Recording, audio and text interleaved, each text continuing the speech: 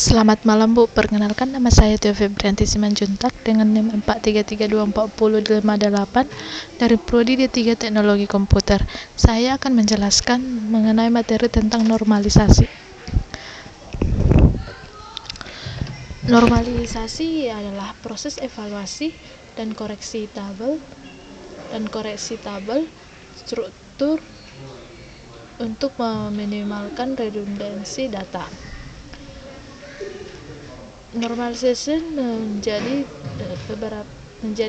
terbagi menjadi 3 level, yaitu first NF, second NF, dan third NF.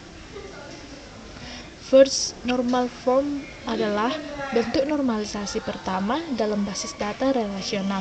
Sebuah relasi dikatakan berada dalam first NF jika setiap atributnya hanya mengandung nilai atomik atau tidak ada atribut yang berisi kumpulan nilai atau tabel lain sebagai elemennya.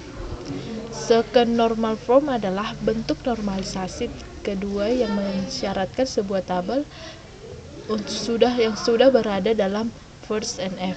Selain itu, second NF mengharuskan setiap atribut non-prime, yaitu atribut yang bukan bagian dari kandidat K.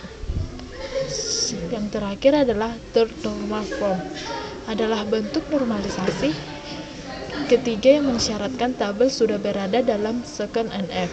Third NF menambahkan aturan bahwa setiap atribut non-prime harus bergantung langsung pada kandidat K dan tidak boleh ada ketergantungan transitif, yaitu atribut non-prime tidak boleh bergantung pada atribut non-prime lain yang juga bergantung pada kandidat K.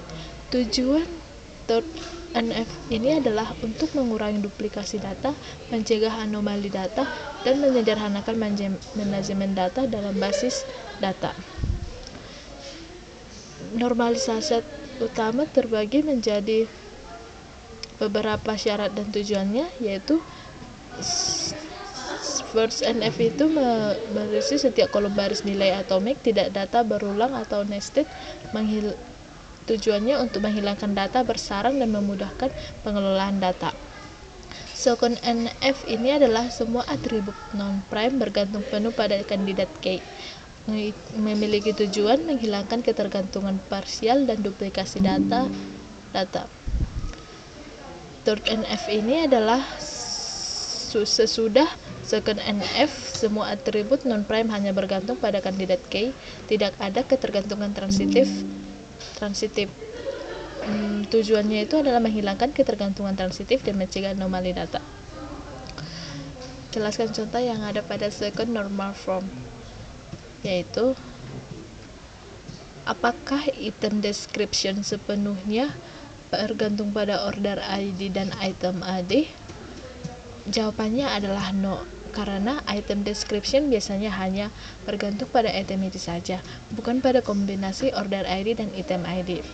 Item description adalah deskripsi dari barang atau item, sehingga satu item ID akan selalu memiliki deskripsi yang sama, tidak peduli di order mana item itu muncul. Yang kedua itu, apakah item QTI sepenuhnya bergantung pada order ID dan item ID? Jawabannya itu adalah S.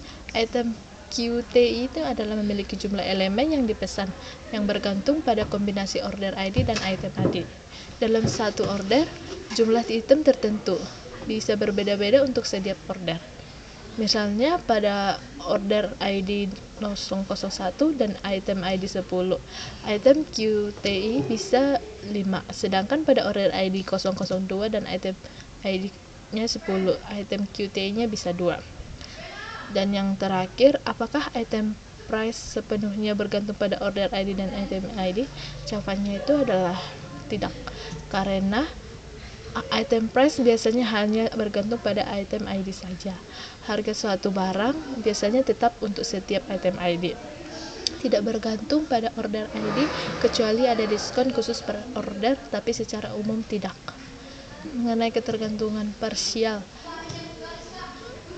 dan penuh, ketergantungan penuh atau full dependency, atribut dikatakan memiliki ketergantungan penuh jika nilainya bergantung pada seluruh kunci utama atau dalam hal ini kombinasi order ID dan item ID.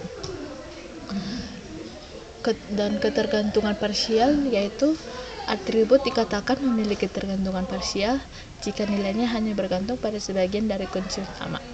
Sekian dari hasil presentasi saya. Jika ada kesalahan kata dan mohon dimaafkan. Sekian dan terima kasih.